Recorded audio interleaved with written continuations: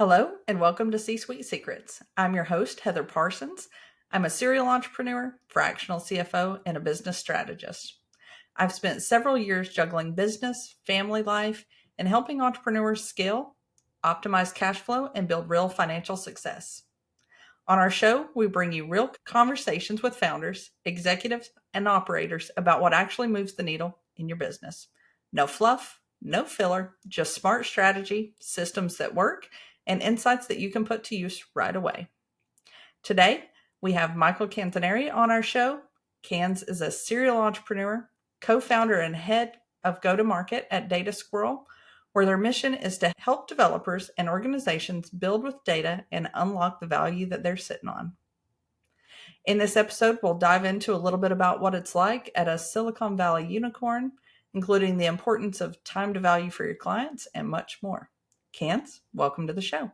So today we have Canz on our show with a very diverse background, going all the way from quantum physics to running a business and everything in the middle. So Canz, welcome to the show.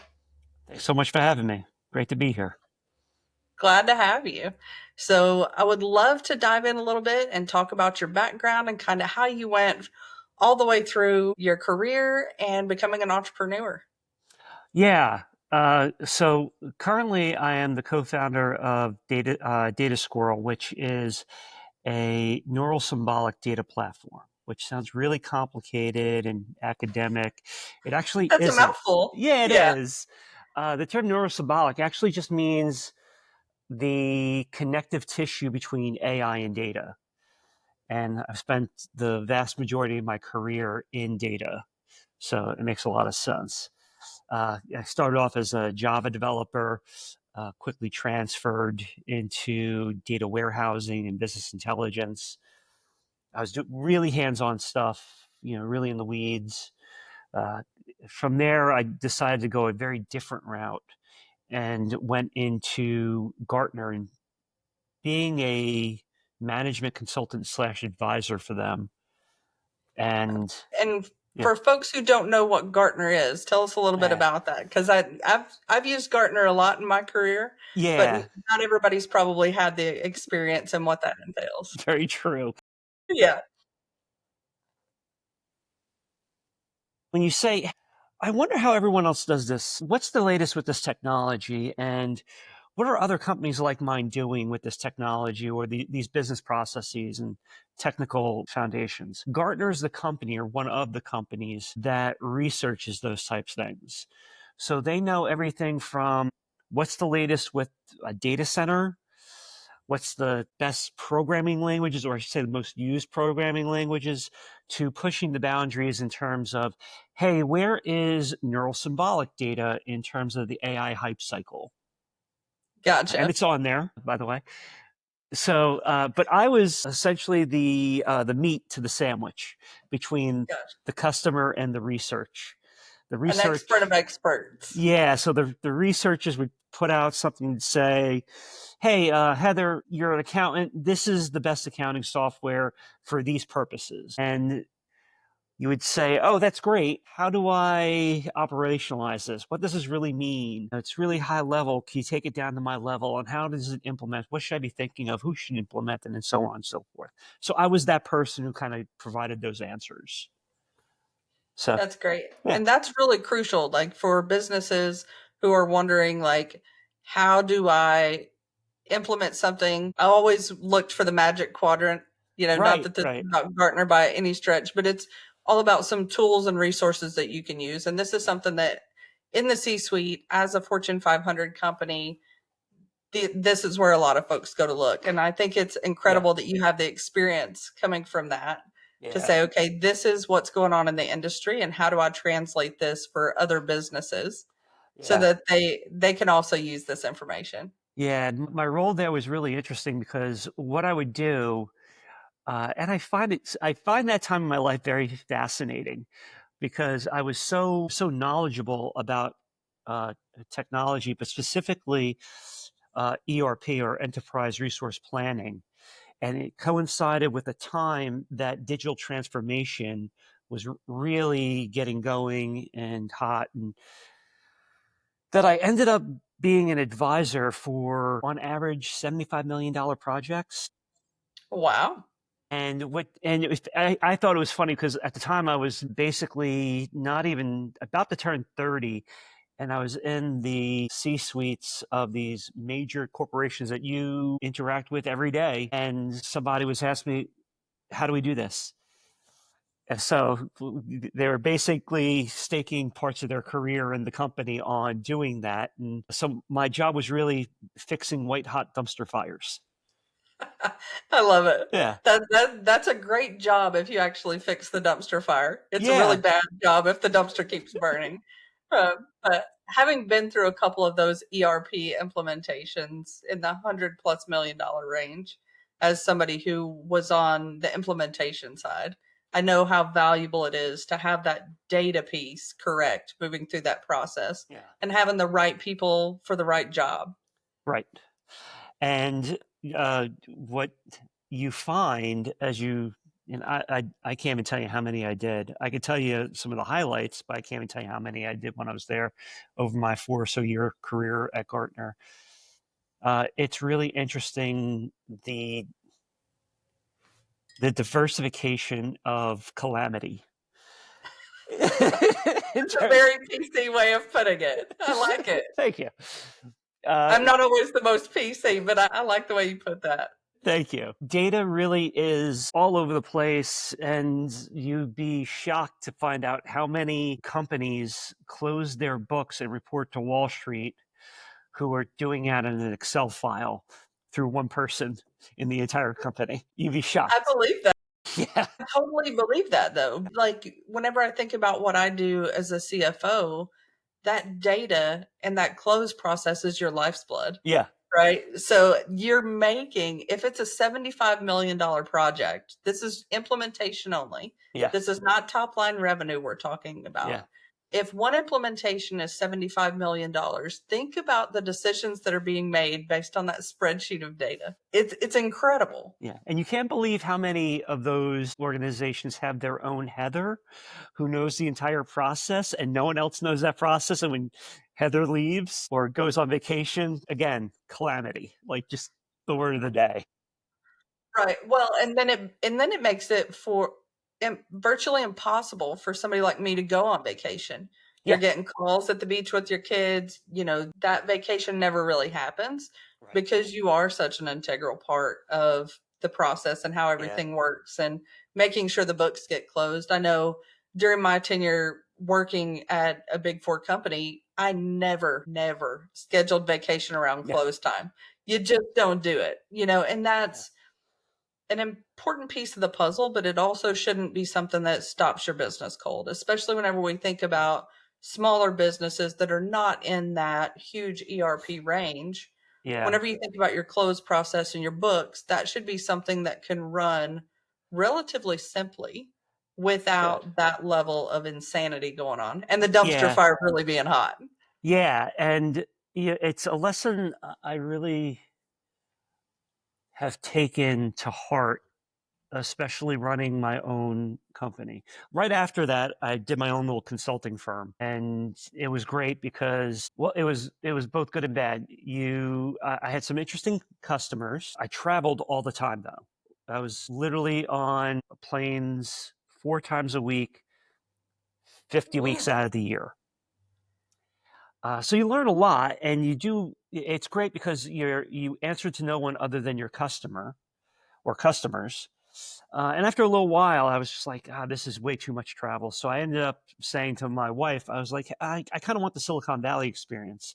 And I went to 3 successive unicorns, and each one very different, very interesting. And you learn so much being in those hyper growth companies. That you take what you learn from these really big companies doing these $75 million projects to you're a 500 person company, which sounds big to some companies, but when you come from a massive Fortune 500 company, that's maybe a division at most. Right. So, Absolutely. so it's really like my whole experience over the course of my career, these weird inflection points So, I had my technical phase, I had my management consulting phase, I had my, independent phase, I had my unicorn phase, and now I have my co-founder phase, if you will. So, That's great. So yeah, I'd love to hear a little bit about making those transitions. So I know as folks are looking at doing something a little different, maybe making that jump from a W 2 into more of being an entrepreneur, what are some of the top things that you've learned to smooth out that transition? yeah. No one knows what they're doing. That's a truer statement has not been spoken. We're all figuring it out. I find this in life as well as in business. No one has anything figured out. So don't be afraid if you don't have it all figured out. I will also say I was very fortunate when I made my first real leap into entrepreneurship on my own, where my daily or weekly paycheck was dependent upon customers, getting customers. Uh, what I found is I did a lot of work up front before I took the leap. And people are like, well, let's go on Rocket Lawyer. What are you talking about? I can go on Rocket Lawyer, incorporate in a day, and be up and running the next day. No, it's not that easy. So take your time before you make that leap, and you don't have to obsess over everything, but obsess over how you're going to pay your bills, who your customer's going to Absolutely. be, where you're going to go first, and then maybe how you're going to get customers after that first one. That's a great piece of advice. Yeah, I think that planning and being ready ahead of time really yeah, allows you to be in the driver's seat. I know as I was making that leap and going from having a nice, cushy six-figure salary into running my own business where paycheck's not guaranteed, nope, doing some of that pre-planning on things around like health insurance. yeah, Health insurance as an entrepreneur is expensive as hell. it is. Other things that you might not think about, kind of doing that work ahead of time Yeah. really saves a lot of headache. The other thing I think I learned was there's a form of this.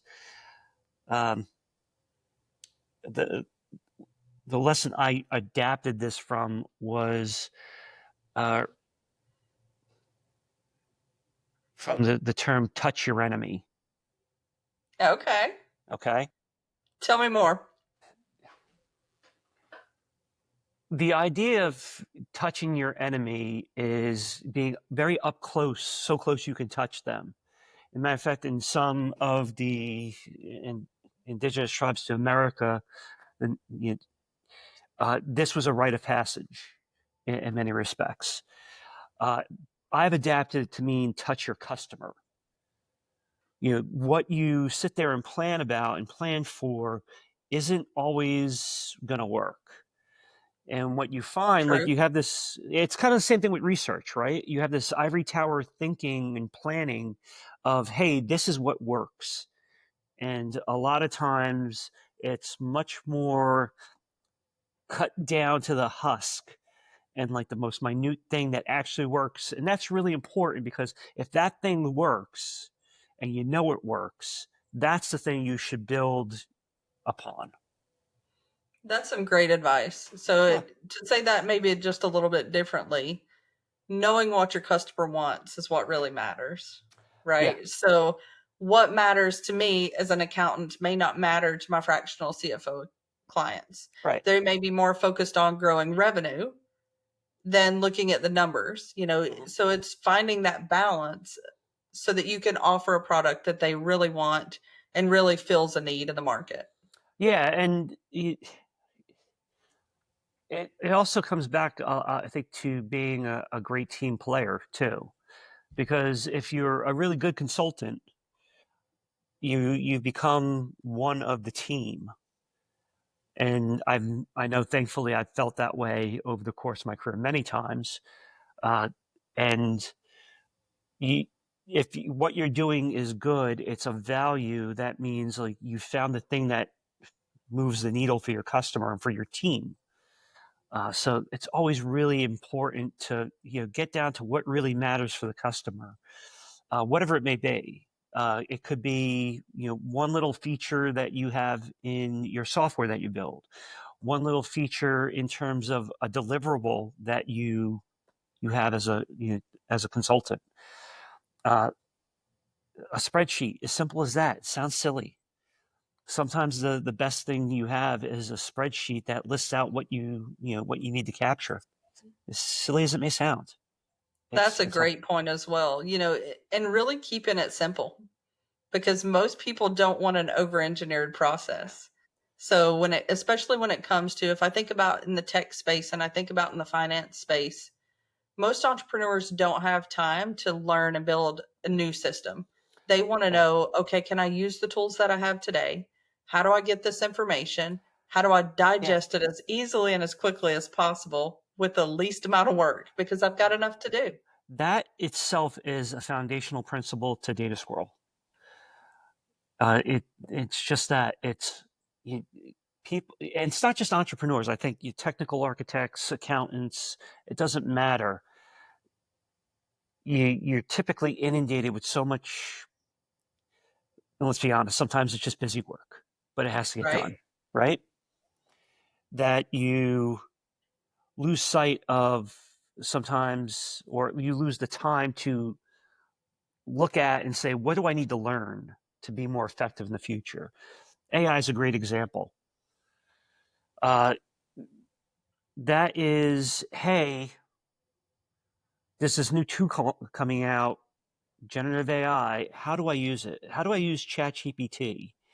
And how is it going to augment and not replace me? Because that's really is going to happen. It's going to augment people and not replace them. Now, it may replace some tasks, but humans will, for the foreseeable future, will still be very much in the loop. So it's a little bit more hype with that, but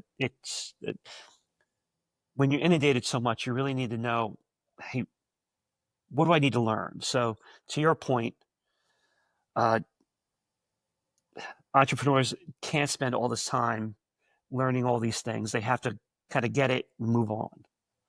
So Exactly. And that's why we try to break like financials down into really simple KPIs, because all of this data, the whole point behind all of this stuff is to make a good decision.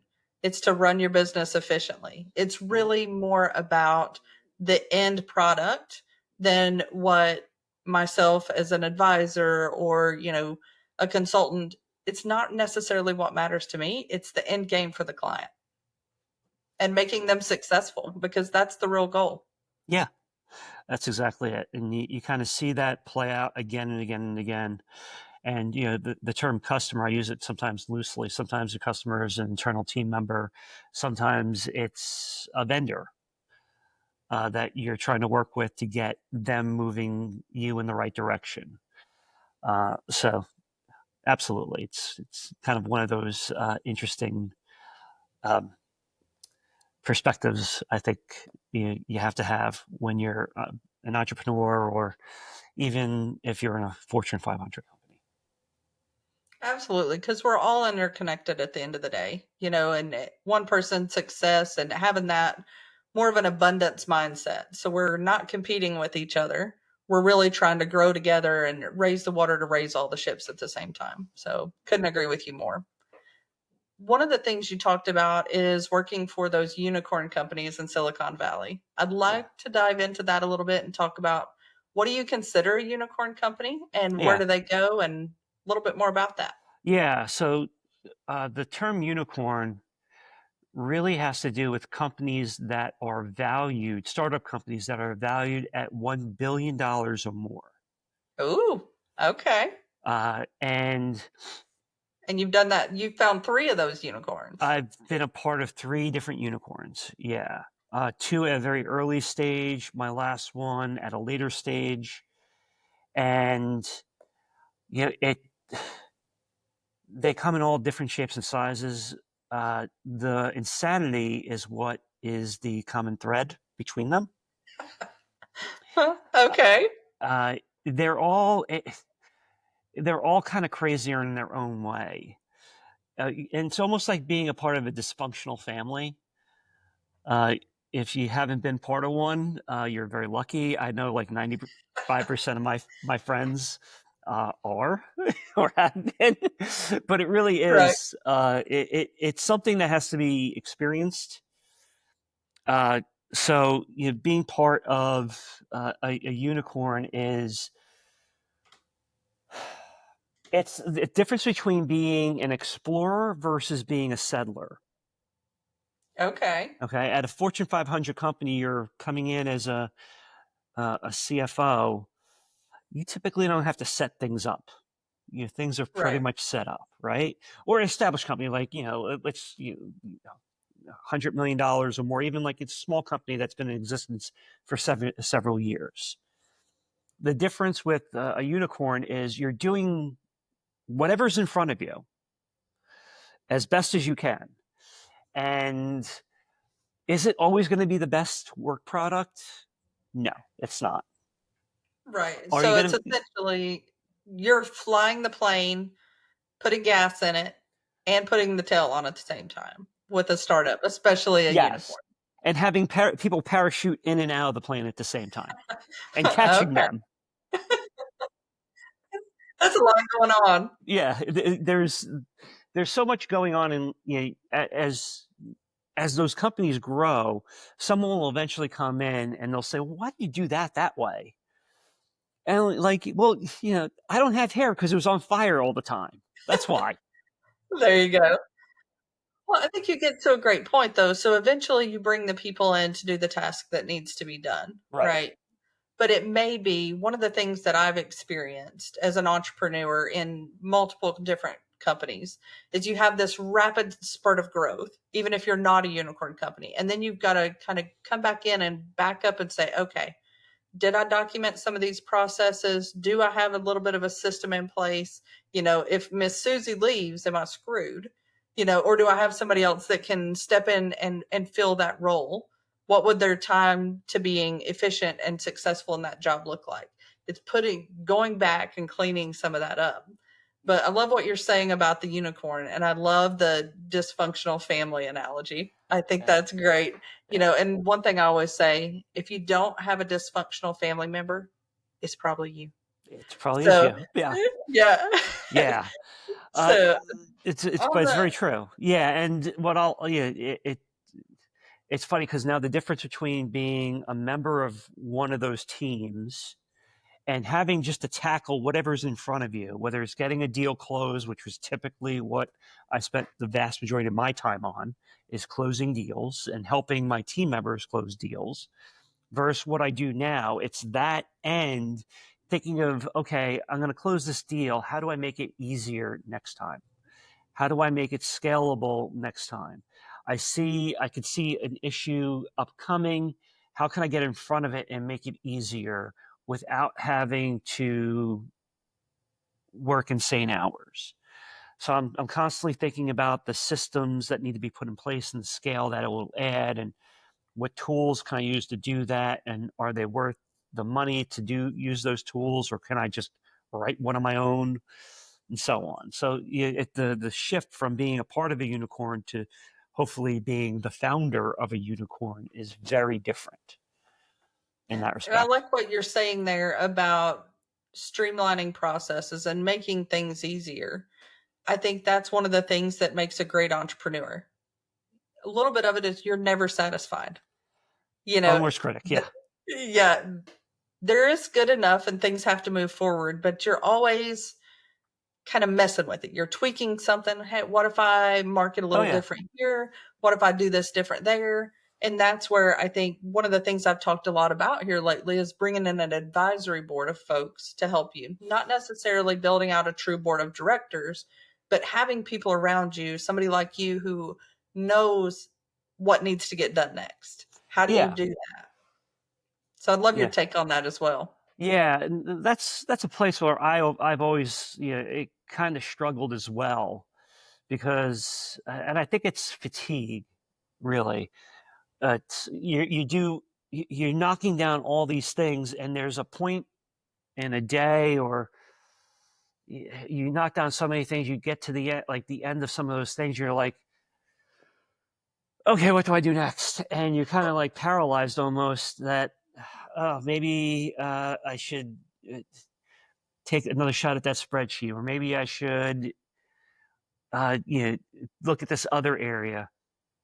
And the funny thing is, uh, what I've also found, and I think this is true for a lot of people, is sometimes you just need somebody to tell you what to do. Absolutely. And Yep. around my house, it's typically my wife. Yeah, I basically do nothing around the house unless she tells me I have to do something. And I kind of like that. And same thing when I go to the gym. I go to a CrossFit gym that you, every day has a workout prepared. So I don't have to walk in and say, what I'm going to do today.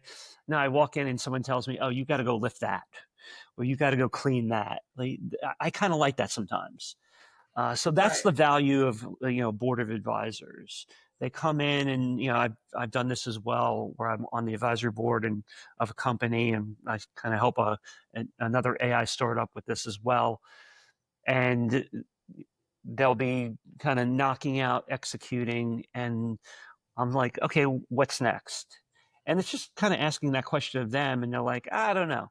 And then you can hopefully riff on it and say, well, maybe it's this thing here you should do next. So it's always valuable to have somebody to give you a critical eye on what you're doing, but also a guiding light as well.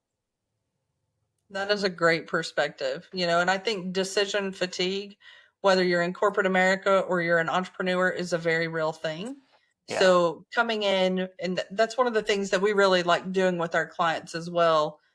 I don't need you to have all the answers. I think as a founder and as CEO, people expect you to have all the answers, and you need to surround yourself with people who bring some answers to the table, just so that you're not the only one doing that. Whether it's, hey, coming in with a plan to say, this is a system that's a little broken or a process that needs to be tweaked. Here are the top 3 to 5 things I think we should do about it. What do you think? And then at least you have a jumping off place and you're not always adding to somebody else's plate. Yeah. Yeah. Again, some people, I think it's very visceral. They like to have people say, do X, Y, or Z. Some people are like myself, just leave me alone. If I want help, I'll ask. Right. Sometimes I'm both people at the same time. Yeah, It's just the nature of the beast, I think. absolutely. And I think timing is a huge factor as well. It may just not be the right time right now. It may be something Yeah, that's a priority later on, and it's stuff you yeah, have to factor in. yeah. Timing, how emotionally stable you are at the moment. Yeah. Are you frantic or are you calm? I find when I'm under pressure, I actually function so much better. And when I'm not, I kind of like take a breath, and maybe 2 breaths too long. I can Uh, I can relate to that. yeah. Yeah. So So yeah, I think you got to put time in place as a founder, especially to get some of those moments where you get to take a couple of those breaths, because it's yeah, super crucial to be able to think and not just always be doing. So I'd love to talk a little bit more, kind of going back to the unicorn companies and yeah, going through an IPO in particular, about how you maybe plan for some of that, even if you can't do it in the middle with everything that's going on, yeah, and maybe dive into some of the systems that you put in place to streamline some processes there. yeah. So when you're kind of getting ready for IPO, there's a couple of things that really happen. The main chunk of work that happens is dictated to you, and Okay. it's typically dictated to you by the CFO or one of their subordinates. Hey, we need this documented. We need to know how this happens. Uh, One of the best things I found is being able to forecast your business accurately. Ooh, And that becomes very much science and art. absolutely. So you're looking at Salesforce or something like Clary. which sits on top of Salesforce, and you're kind of figuring out, okay, what's going to close by the quarter, because in these startups, everything lives and dies on the quarter, right? Like most things, but Right. especially when you're marching towards IPO. Right. And if we Yeah. talk about that just a little bit and Yeah. kind of dive into that, kind of forecasting your business, Yeah. there's a couple of different things that go into that around closed business from sales and then what the net's going to look like on the back end. And I think as Yeah. you're going into that IPO, all of those pieces, parts have to be accurate. And it's very much translates into other things for small business, whether Yeah. that's you're going to go get an SBA loan. You have these other things that you're trying to do in your business. If you're looking for investors or trying to do pretty much anything, these are steps that you need to still take in your business today to move things forward. Yeah. So, especially, uh, I ran professional services teams in these startups or these unicorns, and it's very much a different beast than the actual SaaS products. In respects of with SaaS products, you basically, is a contract coming due? Is it going to come in? Right. With professional services, it's very different because there's still are we going to land this contract?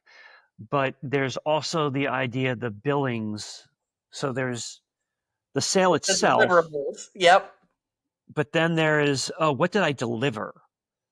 So I may have closed $1 million worth of business, but I only delivered $100,000 of that. Now, you thinking of that, like, yeah, it sounds simple. In many respects, it is. It's very systematic. But in the respects of a SaaS company, one of the things that especially investors and Wall Street don't like to see is an overabundance of services revenue Right. because it's They're not really repeatable. looking for that. They're really looking for that monthly recurring revenue number Right. to be high. Right. Something that they can bank on, something that as people start to invest money in your company, they can kind of predict a little bit more accurately. Right. So, and there, people, if you're non-financial in the sense, if you're saying, well, what's the big deal there? Well, actually, it's a really big deal because that affects your valuation as a company. You get basically a lower multiplier in terms of your revenue to your actual value. So if and typically the Goldilocks zone is, 8 to 15%, I like to say, or 10 to 20. I think the lower is always the better. However, I think what you'll see with almost every SaaS company, if they don't have a professional services arm, they have a partner who delivers the professional services. Um, and pros and cons to that, but you'll always see that. So that's why it's important you to have those numbers really accurate, because it does have a much larger, more macro effect on your business. That's a great point. So whenever we think about breaking that down a little bit, the ideal scenario here for being one of these unicorn companies or really getting a good valuation if you're looking at exit or investment is around having that consistent monthly recurring revenue and then also having a services arm that's delivering that consistently and bringing in some of those professional services fees so that you're both delivering a consistent quality product and you're making sure that your finances are buttoned up and Yeah. predictable in the process. The big the key to the professional services piece isn't so much you're doing all this consulting. The key there is the time to value. A Ooh. customer bought your software. How long does it take before they're using it in a meaningful way for their business? Some people say, well, what's the time to production? Sometimes your version of production isn't production like we think of it. Like, it's not customer facing. It could be, something that happens behind the scenes that the team uses. So that time to value is a really crucial thing. So anything that, again, I spend a lot of time just iterating on, thinking about is how do you shorten the time between a customer signs that contract with you to the time that piece of software makes a positive impact in their business. And tell me a little bit more from your perspective. I have my own thoughts on this as well. Why is it so important to improve that time to value for your client? Yeah, because if you look at a really good example is some of these really high-end, highly sophisticated data-related systems. Some of them take 6 months to a year to stand up. Think about SAP, for instance, or Oracle, e-business suite. Sometimes it's 2 to 3 years. Yeah, And I mean, think about that for a second. You're a CFO, you sign a contract for millions of dollars with SAP or Oracle, and you don't see the value of that system for 2 to 3 years, quite frankly, your tenure is probably over already on average. Uh, but uh, even more so, it's I bought this thing that's supposed to be great, and I'm not using it yet. right. So that's the Having point. gone having gone through a couple of those implementations and been through a large SAP implementation for sure, it's it's all about, are you going to still be a client if it takes 2 to 3 years to get to value? And with a large SAP implementation, some of that's expected, but for most SaaS products or Right, fractional CFO services or other things, the time to value is really short because right. people are very used to that. I want instant gratification. I want this to solve my problem now. And a 2 year lead time, like Yeah. hell, they moved on to the next five things by that point. Yeah, and especially with certain SaaS products, when you think of especially the data space, there are products out there that are highly specialized that really only technical people really understand the value of. Right. And a lot of places, these SaaS companies struggle is, hey, I have this really cool shiny object, and if you're a CFO, you're like, well, why am I paying this money for this? Like, I don't even understand it. Right. So, So, and I think yeah, that's where you really got to have somebody who can speak and translate into both languages.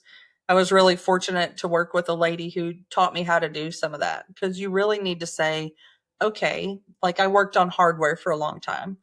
What does buying these new servers get me as a fractional or as a CFO? What does it do for the company? Like, what's the real benefit? Whenever you start talking about things like risk, like, hey, like we're going to have downtime if we don't do this. right. Hey, we're going to have, security risk. Those are the stories that folks in the tech space have to learn to tell because eventually you will have to convince somebody like me, Yeah, somebody who doesn't want to let go of those purse strings, who's not as technically savvy, may have to Google what the hell you're even talking about. yeah, So it's really important to be able to speak those languages and convey the real value, not just the yeah, shiny, sexy widget that you're trying to sell. right. And I always come back to you should always tie it to one of four things. You're either saving money, making money, protecting money, or some combination thereof. And what does it do? That's So, a great way to look at it. yeah, And I think if you, going back to the offer that we talked about earlier, if you start with that in mind, I think you would get to the value and delivering that value a whole lot quicker. yeah. So one of the other things I learned in my tenure at Gartner is, and it still remains true, people have a really hard time quantifying value. Right. And I can't tell you how many multi-million-dollar projects I walked into, and I would ask the very simple question, what's the business case? And not accusatorially, of course, just saying, why did you do this? And a lot of the time you get the shoulder shrug, like, oh, we just got to, like, our old system's dying. Like, okay. Right. And I think it does become hard, especially if you Yeah, don't have somebody who's on your team that understands that and that can live in more the art than the science of the accounting and running yeah, the business, because it's very much an art form. yeah, It's not just, okay, what's the impact to my P&L this year? It's, how do I look at this over a 5 to 10 year period? How do I really kind of position this value so that it yeah, makes sense? Because I know if my system's end of life, I have to replace it. yeah, Microsoft isn't supporting it anymore. SAP's not supporting it anymore. I have to do something. yeah, But how do I sell that story? yeah. And yeah, I think you're going to find in the coming year to 2 years, people are going to struggle with quantifying the value of agentic software. So that's why, on what we're building is it's the idea of the agentic value framework is built into it, saying, okay, if I'm going to use an AI agent to do something, what is it really getting me? Right. So And whether that's time, I don't believe by any stretch that AI is going to replace people, but I do believe that AI is going to replace people who don't embrace AI, yeah, because it's just that, again, going back to that time, going back to that value, those sort of things, it's going to be really difficult if you don't keep up with where this is going. When we have AI tools that can create a landing page, do development, provide this important data, you have to know how to use it. And if you don't go ahead and kind of embrace that, then your skill set could really quickly become eliminated. yeah. That's why I keep on saying it's probably going to be the people who learn how to collaborate with AI who become uh, very sought after and very good at their job in the coming years. Absolutely. Well, Canz, this has been a great conversation. I Same really here. appreciate it. So if folks want to learn more about what you're doing at Data Squirrel or how they can get to you, what's the best way for them to reach out? Yeah, the best way to reach out is you can find me on LinkedIn.